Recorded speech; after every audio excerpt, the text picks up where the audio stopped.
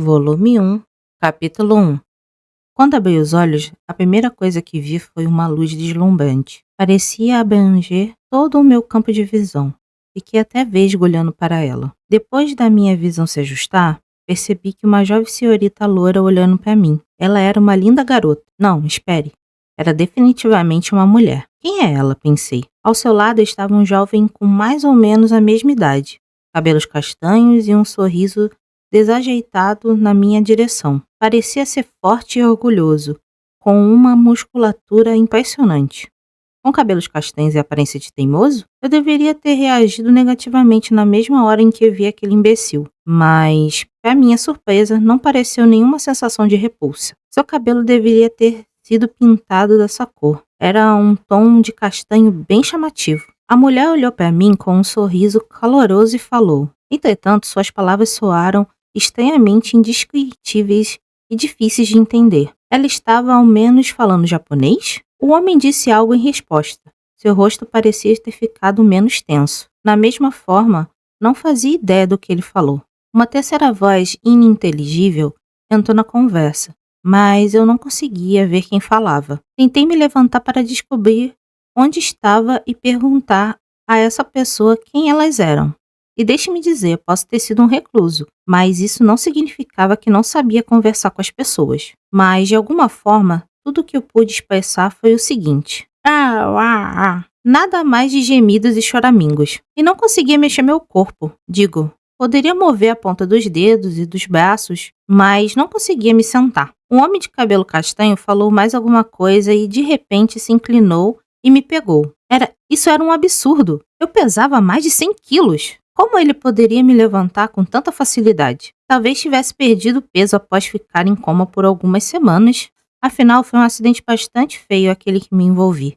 Havia uma boa chance de eu não ter saído daquilo com todos os membros. Durante o resto do dia, fiquei pensando em uma única coisa. Minha vida vai ser um inferno. Vamos pular o período de um mês. Pelo visto, eu renasci. A realidade da minha situação finalmente fora esclarecedora. Eu era um bebê. Finalmente consegui confirmar isso depois de ser pego no colo e ter minha cabeça movida até eu poder ver meu próprio corpo. Mas por que ainda tinha todas as memórias da minha vida anterior? Não que estivesse reclamando, mas quem imaginaria alguém renascendo com todas as memórias? Para não mencionar a veracidade daquela decepcionante realidade. As duas primeiras pessoas que vi deveriam ser meus pais. Se tivesse que adivinhar, diriam que tinham entre 20 e poucos anos. Claramente, mais jovens do que eu na minha vida passada. No mínimo. Meu eu de 30 anos teria os tratado como criança. Eu estava com inveja por terem conseguido fazer um bebê nessa idade. Desde o começo percebi que não estava no Japão. O idioma era diferente, meus pais não tinham traços faciais japoneses. Também usavam o que parecia ser um tipo de roupa antiquada. Não vi nada parecido de eletrônicos. Uma mulher vestida de empregada aparecia e limpava tudo com trapos. Os móveis, utensílios de cozinha e coisas do gênero eram todas rusticamente feitos de madeira. Onde quer que fosse, não parecia ser uma nação desenvolvida. Nós nem tínhamos iluminação elétrica, só velas e lâmpadas a óleo. Talvez os meus pais fossem tão pobres que nem pudessem pagar uma conta de luz. Mas qual é a real probabilidade disso? Como tinha uma empregada, imaginei que teriam dinheiro. Mas talvez a empregada fosse irmã do meu pai, ou irmã da minha mãe. Isso não seria algo tão estranho. Ela ao menos ajudava nas tarefas de casa, não? Eu desejava poder retornar e fazer tudo de novo. Mas nascer em uma família pobre demais para pagar até por serviços básicos não era exatamente o que eu tinha em mente. Mas meio ano passou. Depois de 6 meses ouvindo meus pais conversarem, comecei a aprender um pouco do idioma. Minhas notas em inglês nunca foram ótimas, mas acho que é verdade quando dizem sobre o fato de que o uso exclusivo de uma língua nativa pode dificultar o avanço dos estudos. Ou talvez, graças ao meu novo corpo, meu cérebro não poderia estar mais adequado para aprender desta vez. Senti como se tivesse um tipo de talento em comum para lembrar das coisas. Talvez porque eu ainda era muito novo. Mais ou menos nesse momento, também já tinha aprendido a engatinhar muito bem. Ser capaz de se mover era algo maravilhoso. Nunca fiquei tão agradecido por ter o controle do meu próprio corpo. Sempre que você desvia o olhar, ele vai para algum lugar, disse minha mãe. Ei, pelo menos ele está bem e saudável, respondeu meu pai, observando enquanto eu a engatinhava. Eu estava preocupada, já que ele nunca chorou desde que nasceu. Ele nunca chorou nenhuma vez, não é? Eu não tinha chegado exatamente ao ponto de precisar choramingar por estar com fome. Quando deixei algum lamento escapar foi quando tentei, e sempre falhei no ato de não sujar as calças. Mesmo podendo apenas engatinhar, tinha aprendido bastante para ser capaz de me movimentar. A primeira coisa que aprendi foi que era definitivamente o lar de uma família rica. A casa era uma estrutura de madeira de 2 andares, com mais de 5 quartos individuais, e tínhamos até uma empregada. No começo, assumi que fosse minha tia ou algo assim, mas dada sua atitude em relação aos meus pais, duvidei que fosse da família. Nossa casa estava localizada no interior. Além das janelas, havia uma pacífica paisagem de campos pastorais. As outras casas eram poucas, apenas 2 ou 3 alinhadas aqui e ali entre os campos de trigo. Nós realmente vivíamos no meio do nada. Não conseguia ver cabides telefônicos ou postes de rua. Podia até não haver qualquer central elétrica nas proximidades. Ouvi dizer que em alguns países usavam cabos de energia no subsolo, mas se esse fosse o caso, era estranho que nossa casa não possuísse eletricidade. Esse lugar era tão ultrapassado, isso me irritou, já que estava acostumado com o conforto da civilização moderna. E aqui estava eu, renascendo, e praticamente morrendo de vontade de pôr as mãos em um computador. Mas tudo isso mudou no início de uma tarde. Como as coisas que podia fazer eram bem limitadas, decidi admirar a paisagem. Subi em uma cadeira da mesma forma que sempre fazia quando queria dar uma espiada pela janela. E então, arregalei os olhos. Meu pai estava no quintal manuseando uma espada. Que diabos ele estava fazendo? Ele tinha idade suficiente para saber disso. Esse era o tipo de pessoa que meu pai era? Um tipo de nerd viciado em fantasia? Oh! Diante do topor do meu espanto, comecei a escorregar da cadeira. Minhas mãos pouco desenvolvidas agarraram a cadeira, mas não fui capaz de suportar meu peso. Não como um enorme peso da minha cabeça. E caí. Bati no chão com um baque e imediatamente ouvi um grito alarmado. Vi minha mãe deixando a abraçada de roupas que estava carregando cair. Seu rosto empalideceu e sua mão indo à boca. Rudy, você está bem? Ela correu até onde eu estava e me pegou. Quando encontrou meu olhar, sua expressão ficou leve de tanto alívio. E então acariciou minha cabeça. Ah, está tudo bem, viu? Epa lá, moça, pensei. Cuidado com a minha cabeça, acabei de bater essa coisa.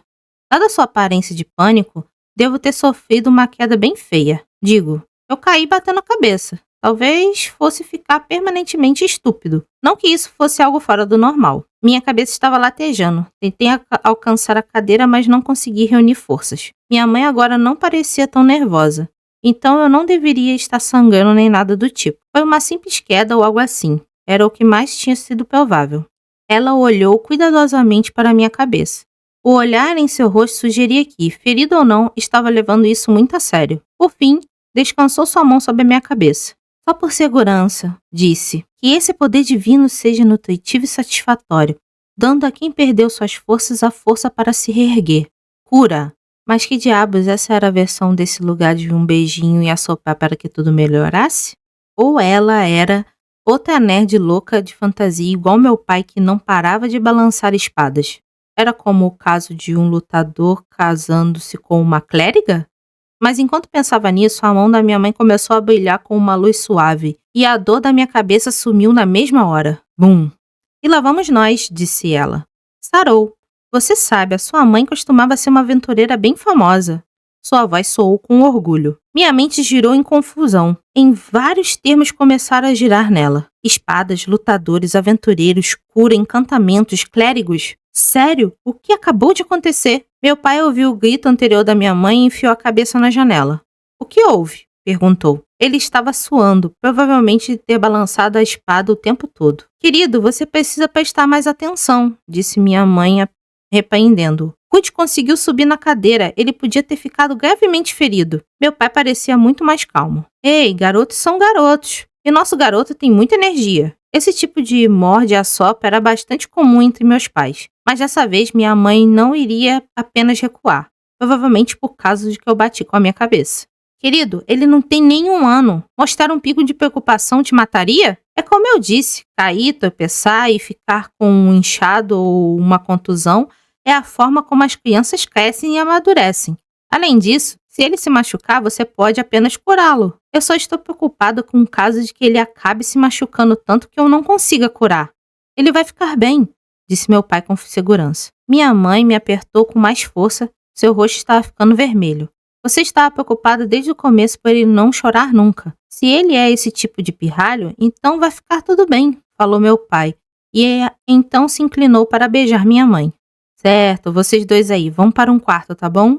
Depois disso, meus pais me levaram a outro quarto, me colocaram na cama e subiram as escadas pensando em fazer um irmãozinho ou uma irmãzinha para mim. Eu poderia afirmar isso, já que podia ouvir rangidos e gemidos vindo do segundo andar. Acho que talvez houvesse vida além da internet. E também magia. Após tudo isso, prestei muita atenção às conversas que meus pais tiveram entre si. Ao fazer isso, notei que eles usando várias palavras com as quais eu não estava familiarizado. A maioria delas eram nomes de países, regiões e territórios. Todos eram claramente nomes próprios que nunca tinha ouvido antes. Não queria tirar conclusões precipitadas, mas, a essa altura, isso só podia significar uma coisa. Eu não estava mais na Terra. Estava em um mundo diferente. Um mundo com espadas e feitiçaria. E me ocorreu uma ideia. Se eu estivesse neste mundo, também poderia fazer todas essas coisas. Afinal, esse era um lugar de plena fantasia, o que não obedeceria às mesmas normas de bom senso da minha vida passada. Poderia viver como uma pessoa normal, fazendo o que seria normal neste mundo. E onde tropeçasse, poderia levantar, limpar a poeira e seguir em frente. Meu antigo eu morreu cheio de arrependimentos, frustrado com a impotência e como nunca havia conquistado nada. Mas agora eu sabia todos os erros que cometi. Com todos os conhecimentos e experiências da minha vida passada, finalmente poderia fazer isso. Finalmente poderia viver plenamente.